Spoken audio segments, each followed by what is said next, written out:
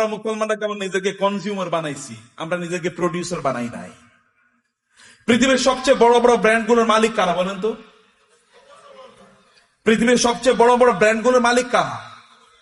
সব মুসলমান। আপনি যদি লিভার ব্রাদার্স এর কথা বলেন তাহলে কি? আপনি যদি অ্যাপলস এর কথা বলেন, এমনকি অ্যামাজন, এটা তো একটা মার্কেটিং প্লেস, অথবা আলিবাবা, এগুলো সব মুসলমানরা তৈরি করছে, মানে অমুসলমানরা। সবকিছু, সকল ব্র্যান্ডের মালিক তারা। তাহলে আমরা কি করলাম? আমরা কেবল খাই, ঘুমাই আর টয়লেটে যাই, এর বাইরে কোনো কাজ নাই। এখন তো টয়লেটে যাওয়ার জন্য, আগে তো অন্তত আপনি টয়লেটে যাওয়ার জন্য বাসার বাইরে যাওয়া লাগতো, এখন তো বাসার বাইরে না, একেবারে বিছানার সাথে টয়লেট। কয়েকদিন পরে এমন টয়লেট বের হবে যে আপনি যেখানে শুইতেছেন ওইখানে টয়লেটের ব্যবস্থা হয়ে যাবে, বাইরে আর আপনার যাওয়ার দরকার নাই। কি প্যাথেটিক জীবন ব্যবস্থা! মুসলমানদের তো এটা করার কথা ছিল না। আল্লাহ তাআলা আপনাকে নির্দেশ করেছেন, ফাইযা কুদিয়াতিস সালাতু ফান্তাশিরু ফিল আরদি ওয়াবতাগু মিন ফাদলিল্লাহ। নামাজ শেষ মসজিদে বসে থাকা যাবে না। ওমর রাদিয়াল্লাহু তাআলার যুগে একদল যুবক নামাজের পর মসজিদে বসেছিলেন। ওমর লাঠি এনে তাদেরকে পিটাচ্ছেন, এখানে বসে আছো কেন? বলে, আমরা এখানে এমনি বসে আছি, আল্লাহ জিকির করছি। তোমাদের আয় ইনকাম করা লাগবে না? ব্যবসা বাণিজ্য, চাকরি বাকরি করা লাগবে না? আল্লাহ আমাদেরকে খাওয়াবে। আসমান থেকে আল্লাহ কবি রিজিক নাজিল করছে, আসমান থেকে আল্লাহ বৃষ্টি নাজিল করে। বৃষ্টিকে জমিনের ফসলের জমিতে নিয়ে তারপরে ফসল উৎপাদন করা লাগে, তোমাকে সেটা করতে হবে।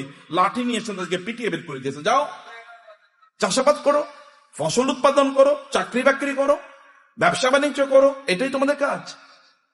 আল্লাহ সুবহানাহু ওয়া তাআলা কোরআনে সূরাতুল মুজাম্মিলে দুই ধরনের লোকের কথা বলেছেন। দুই ধরনের লোক তারা যুদ্ধে লিপ্ত আছে।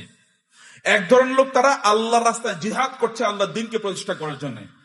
আরেক দল লোক তারা টাকা পয়সা ইনকাম করার জন্য যুদ্ধ করছে, কারণ কিছু সকল ব্র্যান্ডের মালিক তারা। তাহলে আমরা কি করলাম? আমরা মুসলমানরা কেমন নিজেকে কনজিউমার বানাইছি, আমরা নিজেকে প্রডিউসার বানাই নাই। পৃথিবীর সবচেয়ে বড় বড় ব্র্যান্ডগুলোর মালিক কারা বলেন তো?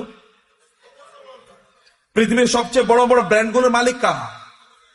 সব মুসলমান। আপনি যদি লিভার ব্রাদার্স এর কথা বলেন তাহলে কি? আপনি যদি অ্যাপলস এর কথা বলেন, এমনকি অ্যামাজন, এটা তো একটা মার্কেটিং প্লেস, অথবা আলিবাবা, এগুলো সব মুসলমানরা তৈরি করছে, মানে অমুসলমানরা। সবকিছু, সকল ব্র্যান্ডের মালিক তারা। তাহলে আমরা কি করলাম? আমরা কেবল খাই, ঘুমাই আর টয়লেটে যাই, এর বাইরে কোনো কাজ নাই। এখন তো টয়লেটে যাওয়ার জন্য, আগে তো অন্তত আপনি টয়লেটে যাওয়ার জন্য বাসার বাইরে যাওয়া লাগতো, এখন তো বাসার বাইরে না, একেবারে বিছানার সাথে টয়লেট। কয়েকদিন পরে এমন টয়লেট বের হবে যে আপনি যেখানে শুইতেছেন ওইখানে টয়লেটের ব্যবস্থা হয়ে যাবে।